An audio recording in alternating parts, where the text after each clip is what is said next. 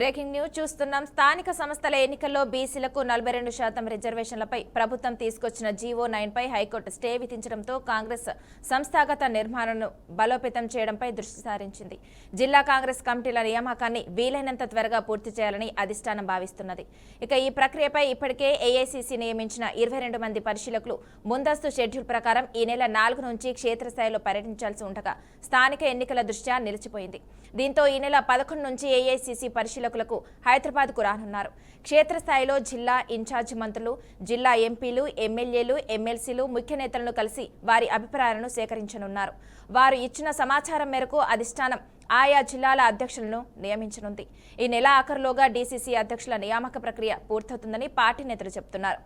రాజకీయ విశ్లేషకులు అంటున్నారు.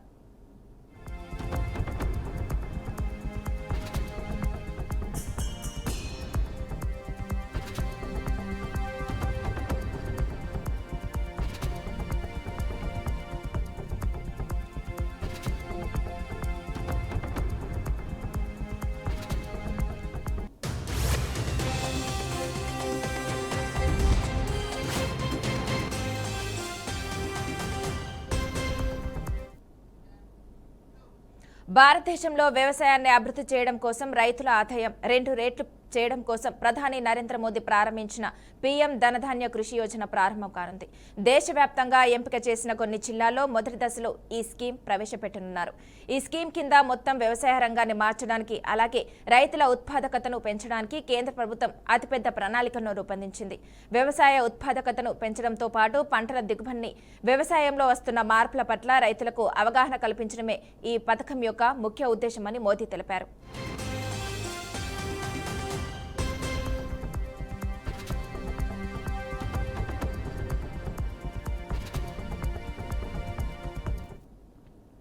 భారతదేశంలో వ్యవసాయాన్ని అభివృద్ధి చేయడం కోసం, రైతుల ఆదాయం 2 రెట్లు చేయడం కోసం ప్రధాని నరేంద్ర మోదీ ప్రారంభించిన పీఎం ధనధాన్య కృషి యోజన ప్రారంభం కానుంది. దేశవ్యాప్తంగా ఎంపిక చేసిన కొన్ని జిల్లాల్లో మొదటి దశలో ఈ స్కీమ్ ప్రవేశపెట్టనున్నారు. ఈ స్కీమ్ కింద మొత్తం వ్యవసాయ రంగాన్ని మార్చడానికి, అలాగే రైతుల ఉత్పాదకతను పెంచడానికి కేంద్ర ప్రభుత్వం అతిపెద్ద ప్రణాళికను రూపొందించింది.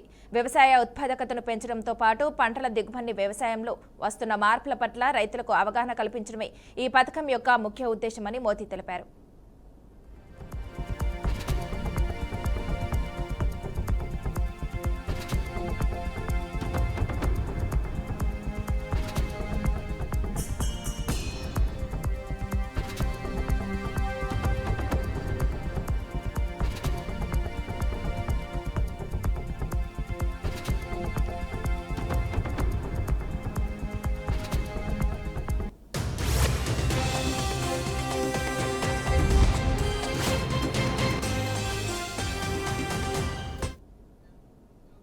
భారత సైనిక సామర్థ్యాన్ని మరింత పెంచే దిశగా కేంద్ర ప్రభుత్వం కీలక అడుగు వేసింది.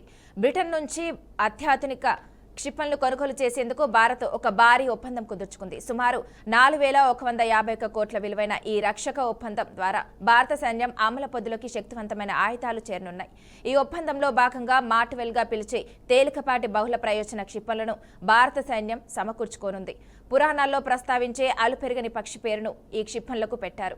ఐర్లాండ్లోని బెస్ట్ఫార్డ్లో ఉన్న థేల్స్ ఎయిర్ డిఫెన్స్ అనే సంస్థ వీటిని అభివృద్ధి చేస్తుంది. ఈ క్షిపణులు బహుళ ప్రయోజనకరం కావడంతో గాలి నుంచి గాలిలోకి, గాలి నుంచి భూమిపైకి, అలాగే భూమి నుంచి ఇతర లక్ష్యాలపైకి కూడా దాడి చేయగలదని బ్రిటన్ చెబుతుంది.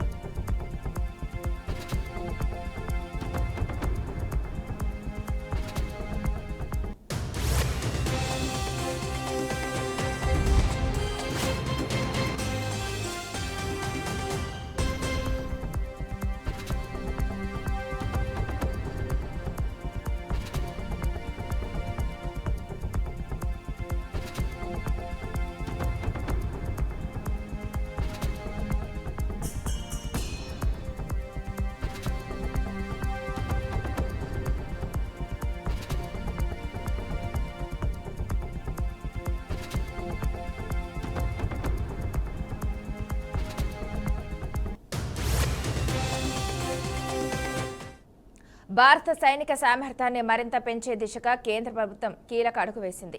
బ్రిటన్ నుంచి అత్యాధునిక క్షిపణులను కొనుగోలు చేసేందుకు భారత్ ఒక భారీ ఒప్పందం కుదుర్చుకుంది.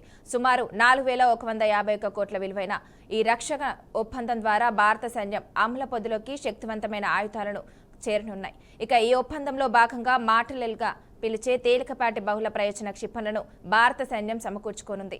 పురాణాల్లో ప్రస్తావించే అలుపెరగని పక్షి పేరును ఈ క్షిపణులకు పెట్టారు. ఐర్లాండ్లోని బెల్ఫాస్ట్లో ఉన్న థేల్స్ ఎయిర్ డిఫెన్స్ అనే సంస్థ వీటిని అభివృద్ధి చేస్తుంది. ఈ క్షిపణులు బహుళ ప్రయోజనకరం కావడంతో గాలి నుంచి గాల్లోకి, గాలి నుంచి భూమిపైకి, అలాగే భూమి నుంచి ఇతర లక్ష్యాలపైకి కూడా దాడి చేయగలదని బ్రిటన్ చెబుతోంది.